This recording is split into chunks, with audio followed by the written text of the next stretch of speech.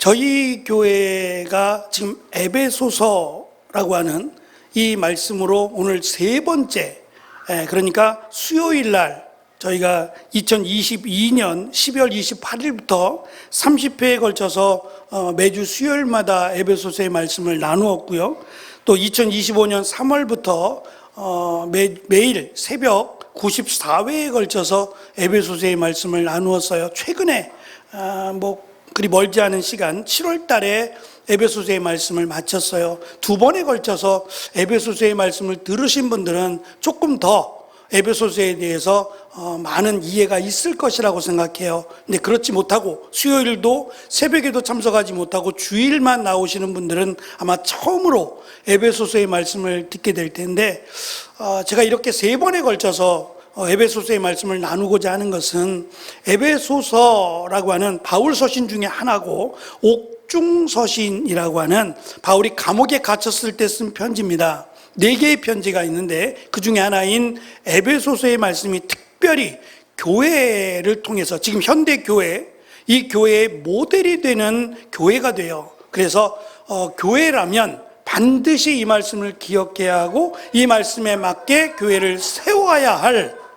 그런 마땅한 의무가 있어서 이 말씀이 소중하다라는 생각이 들었어요. 그래서 함께 우리 성도들이 교회다운 교회, 하나님이 원하시는 교회를 세워가는데 밑거름이 되고 기준이 된다라는 생각에 이 말씀을 전하게 됐습니다. 해서 말씀을 조금 더 기울여 주시고 어떻게 하면 교회를 잘 하나님의 은혜 가운데 세워갈까 함께 기도하면서 세워가는 우리 교회가 되어지기를 기도해 주시기를 바랍니다. 그래서 2026년도 표가 우리 지금 4장 22절부터 24절까지 말씀을 읽었는데 그 가운데 24절에 있는 말씀, 4장 24절에 있는 새 사람을 입으라 라고 하는 말씀이 내년 2026년도 표가 됩니다. 사실 이 생각은 제가 에베소서를 하면서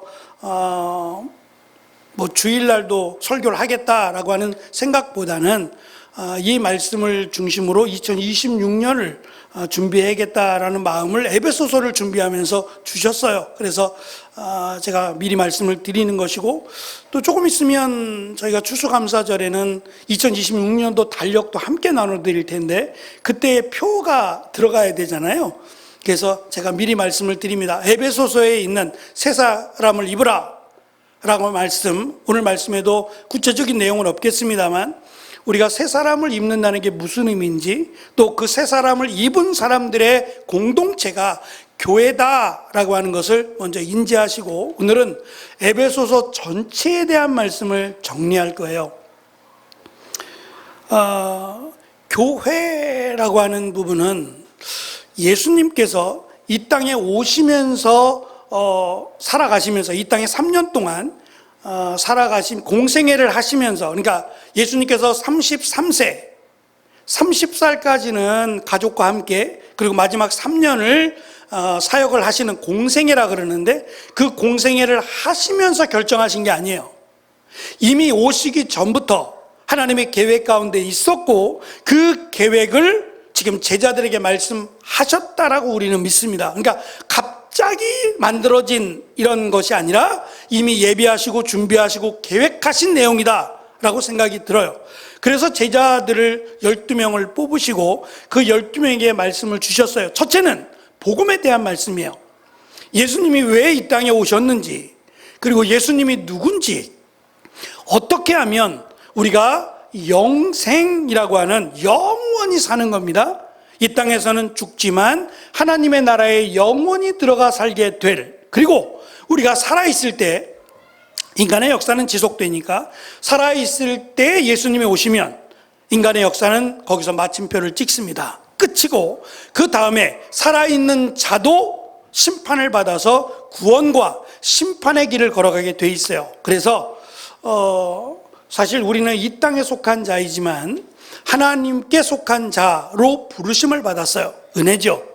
그래서 예수님이 이 땅에 오신 이유, 그리고 어떻게 하면 구원을 받는지, 이것을 복음이라고 불러요. 복음, 복된 소식이라고 말은 하지만 사실은 세상이 말하는 복된 소식과는 차원이 달라요.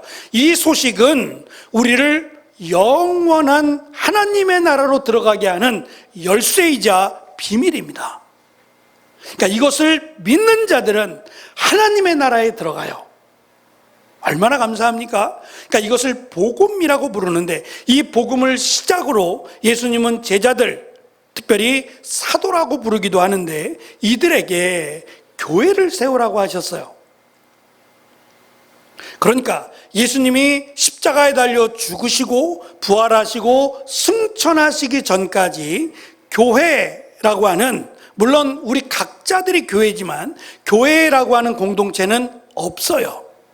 세워지지 않았다는 얘기예요. 아직 준비가 안 됐다는 얘기고, 예수님이 부활하시고 승천하신 뒤에 이제 모이라고 하셨어요. 벌써 느낌이 드시죠? 모여라 그랬어요. 전에는 예수님이 부활하신 뒤에 각자들 제자들을 찾아가셨어요. 흩어져 사라진 제자들을 찾아가셔서 한 곳으로 모아주셨어요. 그곳이 마가의 다락방이라는 곳이었고, 약 120명, 그러니까 그게 한계일 거예요. 그 다락방에 모일 수 있는 최대한의 숫자일 겁니다. 그곳에 모였을 때에 오순절 그날인데 성령이 임하게 돼요. 성령님이 임하시게 되고, 이제 그 모인 자들로 공동체라고 하는 것이 만들어집니다. 이것이 처음에 교회가 되는 거예요. 제가 이렇게 시작한 이유는, 사도 바울이 예수님이 부활하시고 승천한 뒤에 얼마 후에 사도 바울이 예수님을 믿게 됐는지는 알 수 없어요. 그 시간을 알 수는 없지만 사도 바울이 지금 감옥에 들어간 연도는 알 수 있어요. 그때가 62년이에요.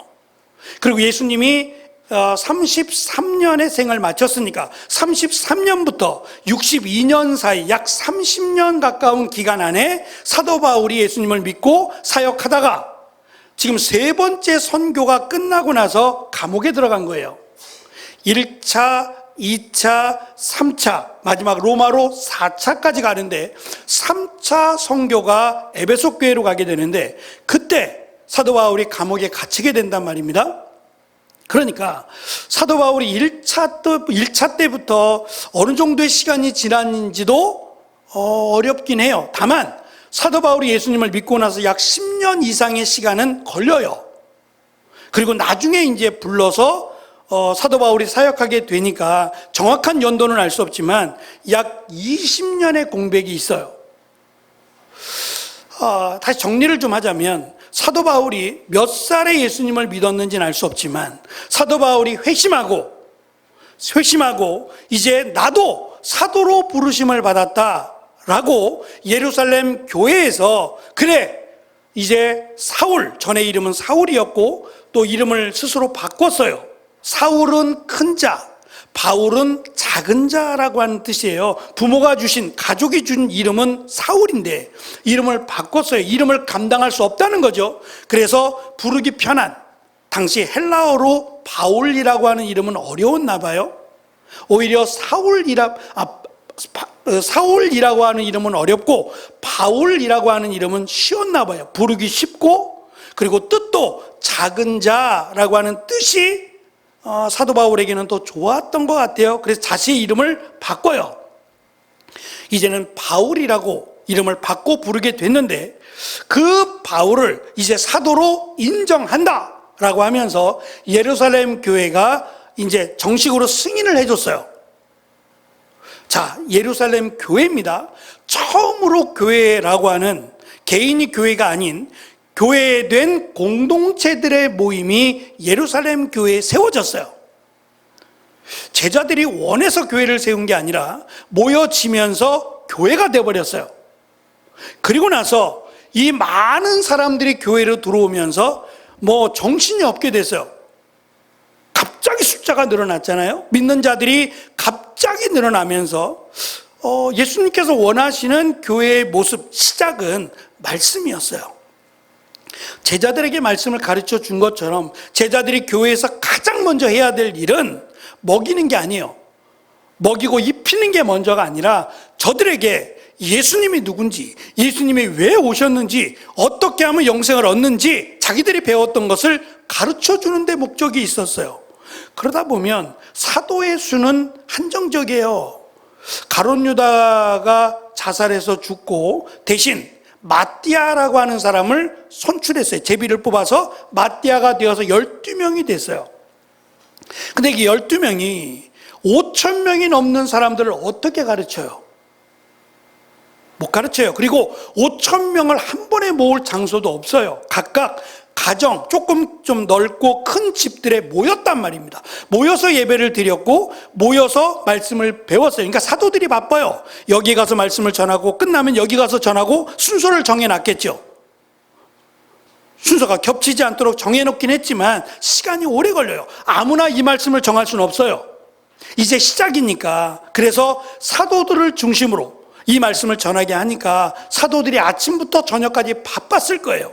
1부, 2부, 3부, 4부, 5부, 6부, 7부, 8부 저녁 늦게까지 이 말씀을 들어야 되고 배워야 되는 거예요. 근데 숫자는 12명밖에 안 되니까 이것을 감당하기 위해서 결국 오랜 시간 동안 머무르게 돼요. 그러면 밥을 안 먹을 수 없죠?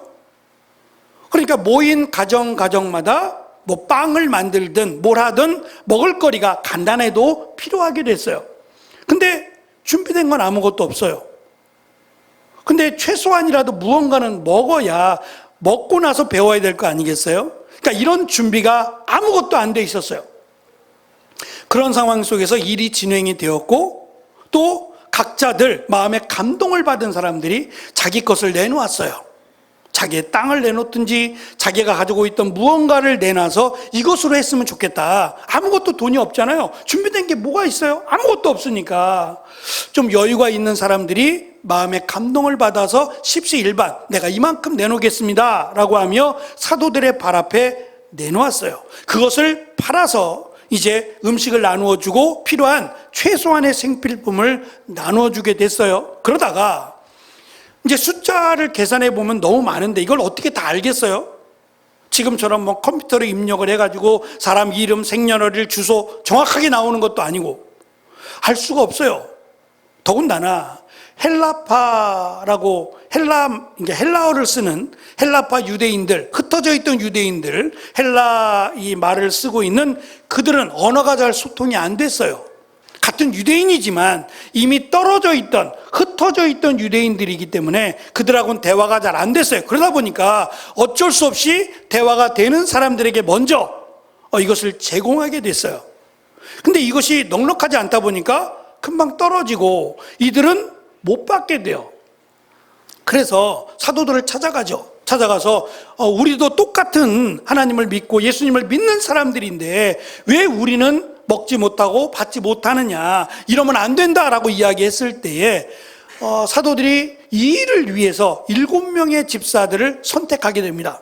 그리고 우리들은 말씀을 가르치기에도 바쁘다, 기도와 말씀 전하는 일에 전념하겠다라고 하며 이것을 분배하고 나누는 일은 7 집사님에게 맡겼어요. 제가 이 말씀을 드리는 이유는 무언가 이미 정해진 틀이 없었다는 얘기예요. 처음 교회를 시작하니까 뭐부터 시작해야 되지? 어떻게 해야지? 체계적으로 잡힌 것이 아무것도 없었어요.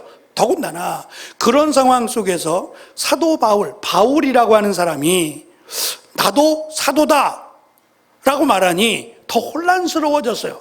누구 맘대로 사도래? 우리는 예수님과 함께 3년을 사역했어. 함께 있었고 예수님의 죽으심과 예수님의 부활을 목격한 사람, 이 사람들이 사도가 돼야지. 어느 날 갑자기 나타나서 나도 사도네 라고 말하면 사도 바울뿐만 아니라 다른 사람도 얼마든지 그렇게 말할 수 있지 않겠어요? 그러니 안 된다라고 했을 겁니다. 말도 안 된다. 근데 사도 바울은 내가 직접 예수님을 만났다고요. 그리고 예수님으로부터 이방인의 사도로 임명을 받았다고 이야기를 합니다. 누가 믿겠냐 말이에요.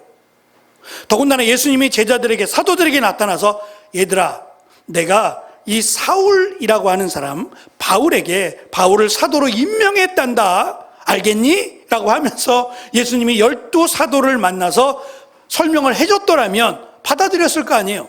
근데 그 설명도 없었던 거예요. 그러니 이걸 쉽게 받아들이기는 어려웠을 거예요.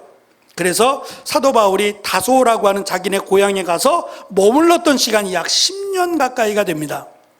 자, 이런 상황 속에서 교회라고 하는 것이 사도 바울에게는 어떠한 생각이었을까? 예수님은 말씀드린 대로 처음부터 교회를 세우기를 원하셨어요.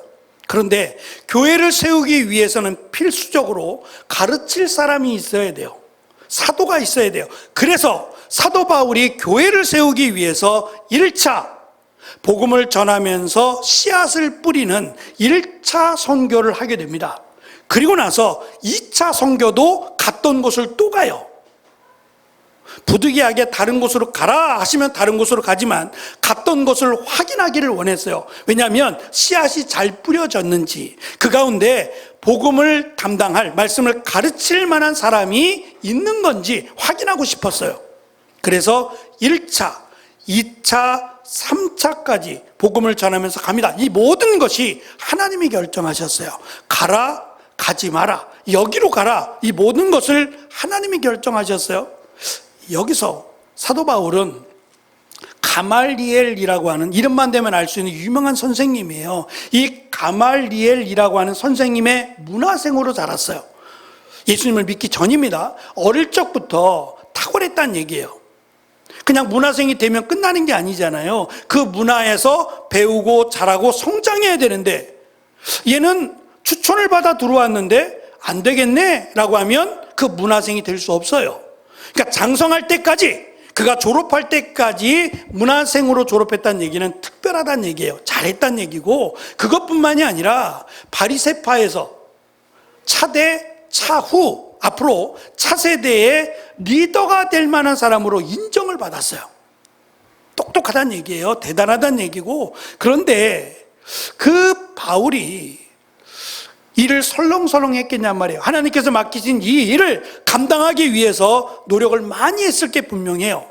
그리고 계획했을 거예요. 야, 여기 다음에는 이쪽으로 가는 게 빨라, 이쪽 다음에는 이쪽으로 가는 게 순서지 라고 나름 계획을 세웠다 그랬어요. 근데 이 계획을 하나님이 거절하세요. 막으시고 말도 안 되는 계획을 세우기도 해요. 예를 들면 밤중에 갑자기 환상 가운데 마게도냐로 가라. 아니, 이 밤에, 비바람이 치는 이 밤에 가면 죽을 수도 있잖아요. 그리고 누가 위급한 것도 아니고 본인이 급하게 가야 될 일이 없어요. 그런데 하나님은 밤중에 갑자기 가라고 하시는 등 전혀 예상치 못한 일들이 있었어요. 이것을 사도 바울이 겪으면서 이렇게 고백하죠. 나는 오직 순종한다고 말해요. 하나님의 말씀에 복종하고 순종하고 달려갈 길을 마치려 한다라고 말을 합니다. 하나님이 그렇게 가르쳐 주셨어요. 하나님의 말씀은 곧 하나님이시고 그 말씀이 곧 능력이라는 것을 사도 바울에게 가르치신 겁니다. 그렇게 해서 바울은 1차, 2차, 3차, 마지막 4차 로마까지 가고 그의 생을 마감합니다. 다시 말하면 바울이 생각하는 교회란 예루살렘 교회가 아니에요.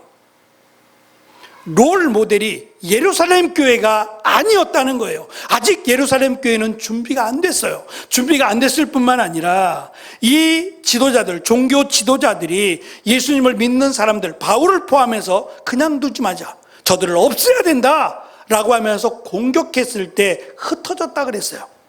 거의 다 흩어졌어요. 이게 안타까운 일이에요. 하나님을 믿고 하나님의 축복을 받은 사람들이 이 축복을 거절하면서 교회는 풍비박산돼요. 그리고 끝까지 야고보, 예수님의 동생인 야고보가 남고, 베드로도 있다가 왔다 갔다 하지만 거의 대부분 예루살렘 교회는 존재만 남게 돼요. 그리고 더 이상 성장하지 못해요. 그 모습이 지금 이스라엘이라고 보시면 돼요. 그들이 제대로 성장했다면 믿음의 사람들이 남아있어야 되고 교회가 남아있어야 돼요. 그런데 없어요. 지금 예루살렘을 방문하면 교회가 있긴 합니다. 근데 이 교회는 역으로 밖에서부터 들어와서 선교사님들이 세운 교회예요. 그래서 어떤 분들은 마지막 선교지가, 땅끝이라고 하는 선교지가 예루살렘이다. 그래서 투 더 예루살렘 이것을 주장하시는 분들도 있어요. 얼마나 안타까워요. 복음이 시작되었던 그곳이 복음의 마지막지가 되어야 된다고 생각하면 안타깝지요. 그래서 정말 모범이 될 만한 교회는 없었다는 거예요. 그래서 바울은 하나님이 원하시고 예수님이 원하시는 교회다운 교회를 세우자라고 하며 시작된 교회가 에베소 교회입니다. 이 에베소 교회가 지금 우리가 세워진 교회들의 모델이 되어 줄 거예요. 어떻게 교회를 세우느냐, 그리고 하나님이 기뻐하시는 교회는 어떠한 교회냐에 대한 내용을 담고 있습니다. 굉장히 소중한 말씀들이에요. 그래서 이 말씀을 통해서 과연 교회가 해야 될 일이 무엇이며 또 교회는 어떻게 사람들을 세워야 하는가에 대한 중요한 내용들을 함께 나누게 될 겁니다. 제가 사진을 하나 준비했어요. 에베소 지역, 에베소는 사도 바울이 3년 동안 이곳에서 3년 동안 생활하면서 말씀을 전했던 곳이에요. 제가 예배 때 사진을 보여드리긴 했는데 대표적인 신이 왼쪽에 여잔데요. 아데미라고 하는 이름이에요. 아데미 여신인데 로마식 이름으로는 다이애나가 돼요. 많이 들어보셨죠?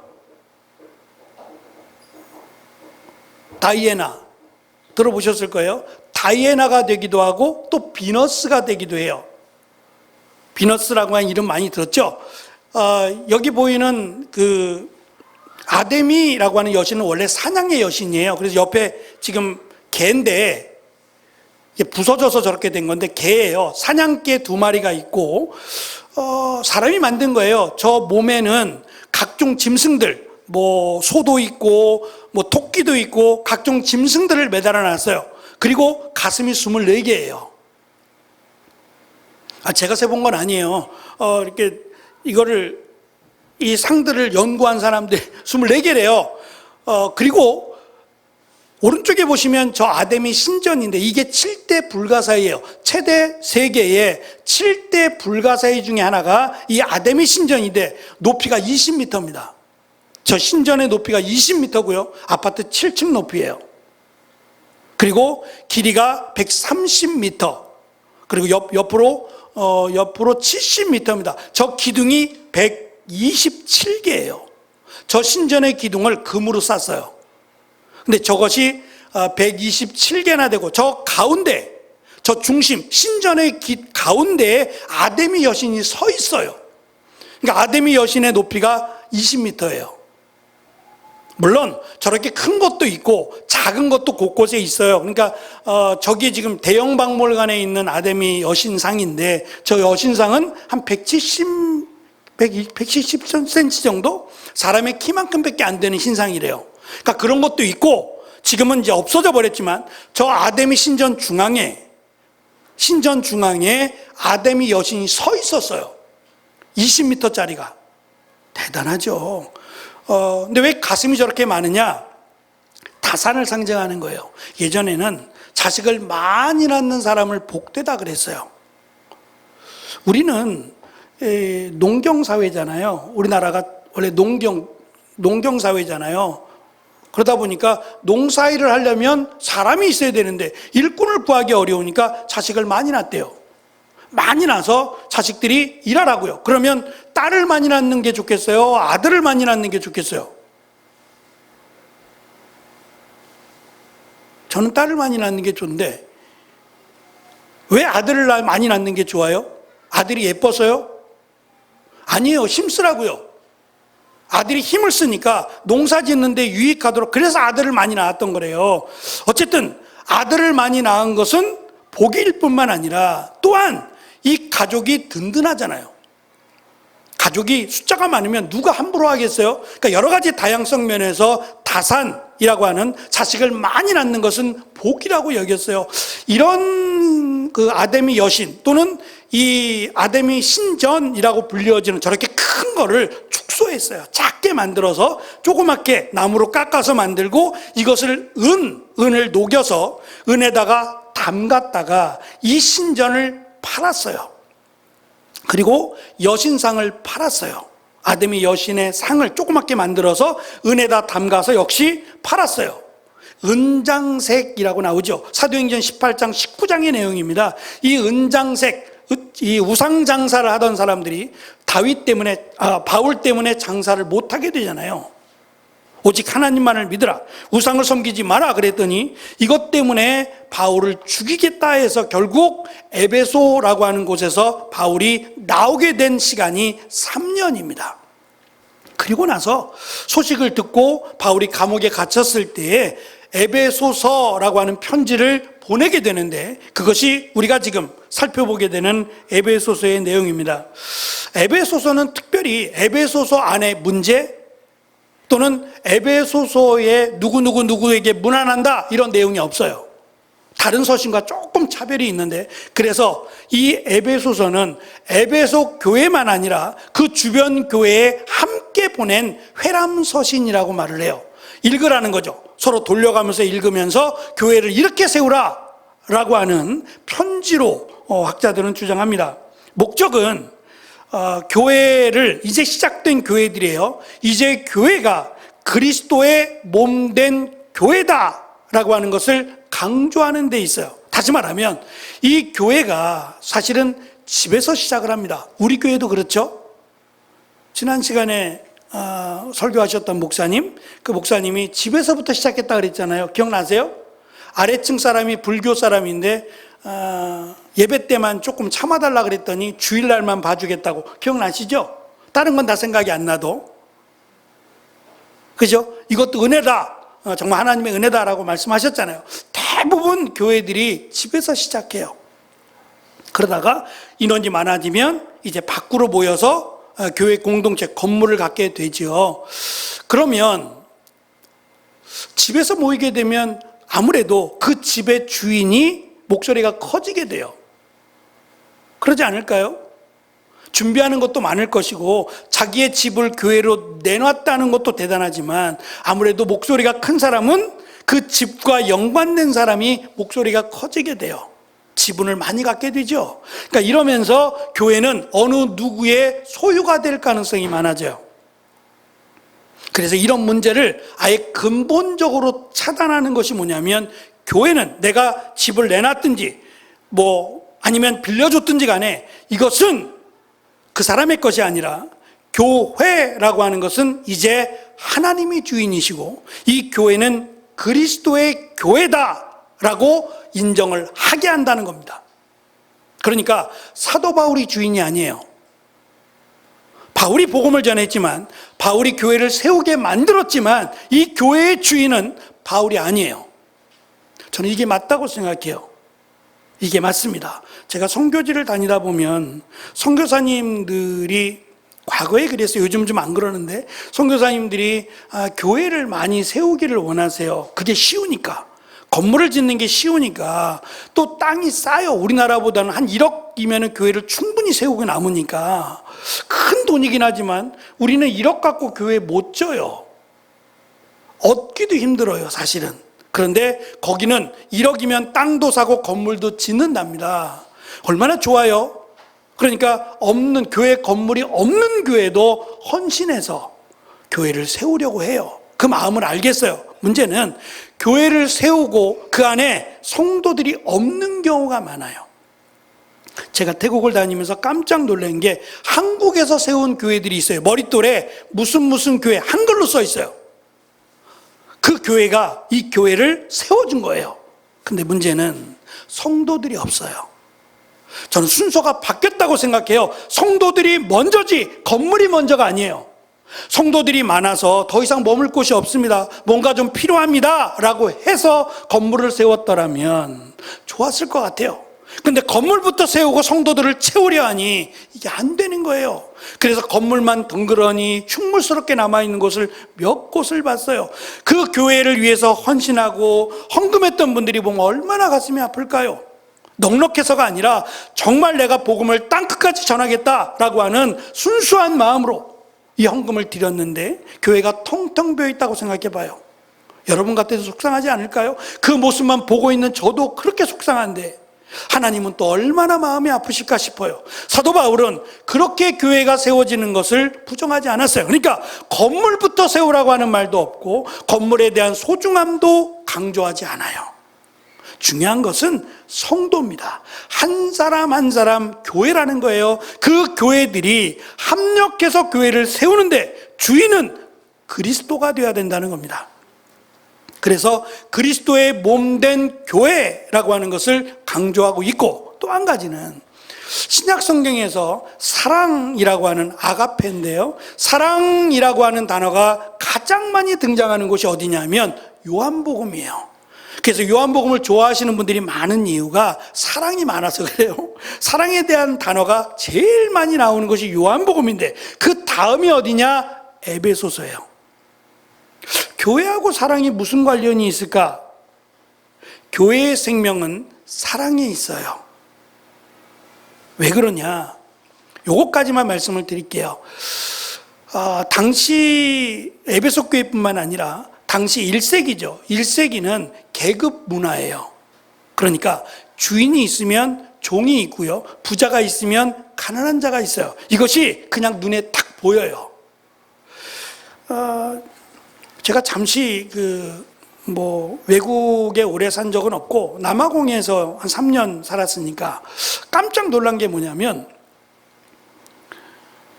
우리나라하고 다르다고 느낀 점들이에요. 우리나라는 메이커에 조금 많은 관심이 있는 나라 같아요. 신발이나 옷이나 이런 메이커에 관심들이 많아요. 그러니까 메이커라고 하는 것은 메이커가 일단 유명하다라고 하면 가격이 붙죠.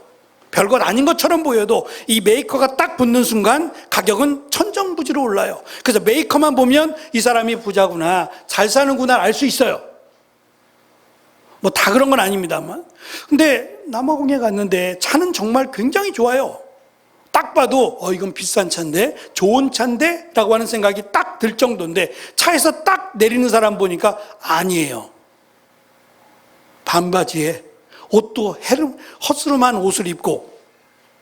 그래서 처음엔 충격이었어요. 이게 말이 안 되잖아요. 저 정도의 차를 탔으면 옷도 딱 봐도 벌써 이야 라고 느껴질 만한 옷을 입어야 되는데 그게 아니라 슬리퍼 끌고 반바지에 허스름한 옷을 입고 안 맞아요. 근데 제가 알고 봤더니 이런 사람이 진짜 부자래요.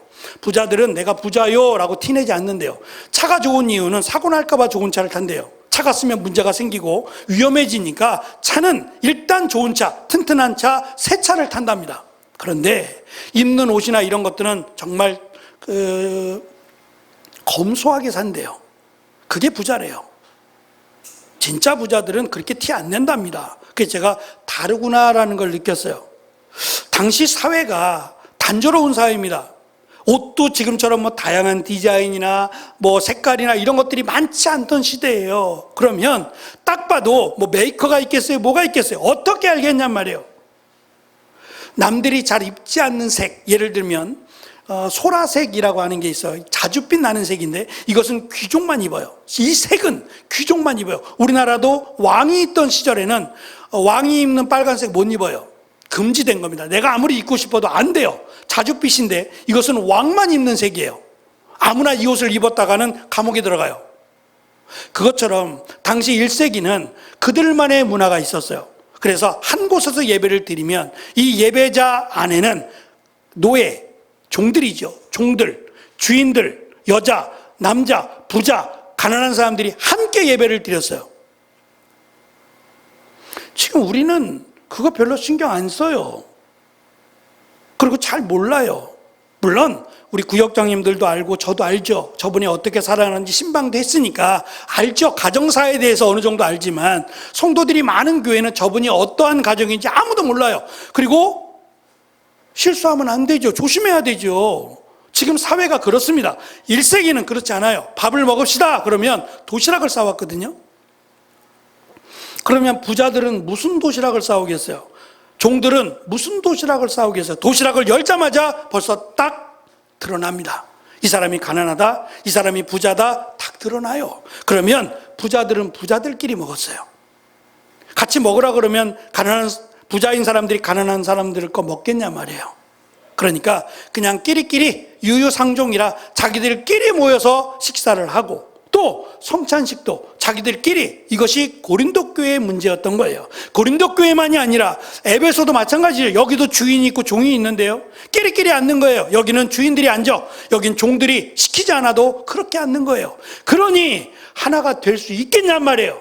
말이 하나지 뭐 어떻게 하나가 돼요? 문 앞에 들어오기 전까지는 주인님, 네 하고던 사람들이 교회에 들어오면 형제님, 자매님, 이게 쉽겠어요? 불편해요. 그래서 이것이 시간이 오래 걸리고 쉽지 않다는 걸 사도 바울도 알았어요.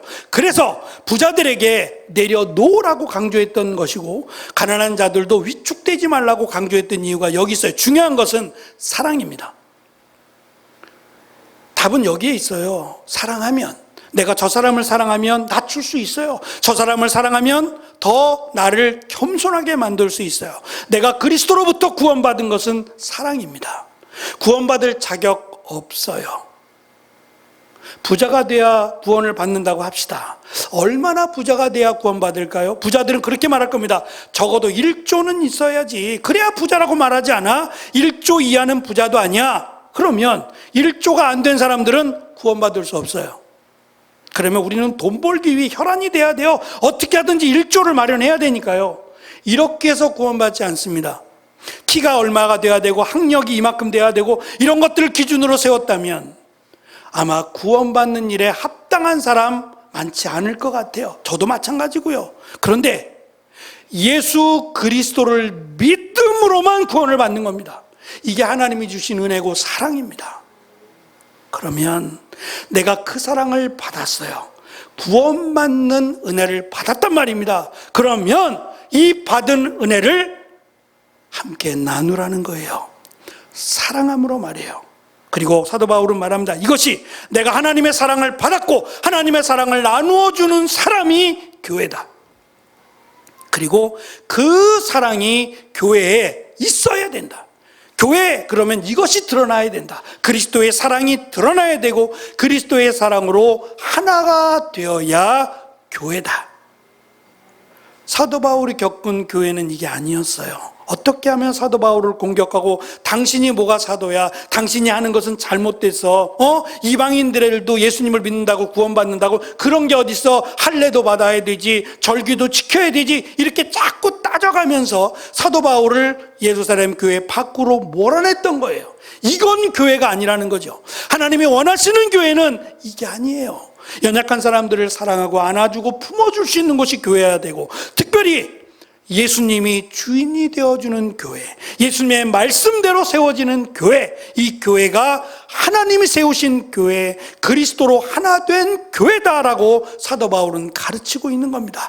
이렇게 해서 교회가 세워져야 된다 말씀하고, 이렇게 시작된 교회가 에베소 교회가 되고, 특별히 사도 바울이 디모데라고 하는 디모데를 에베소 교회의 담임 목사로 보냅니다.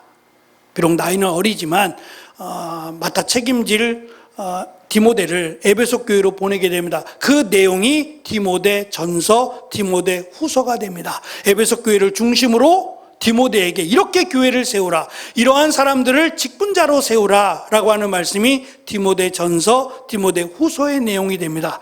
이제 우리는 앞으로 과연 하나님께서 원하시는 교회, 하나님이 기뻐하시는 교회는 어떠한 교회여야 되느냐를 하나씩 배워갈 겁니다. 그래서 교회된 우리가, 또 자라는 교회가 하나님 앞에 사랑받고 성장하는 귀하고 아름다운 교회가 되는 은혜의 시간들이 되시기를 축원합니다. 기도하겠습니다.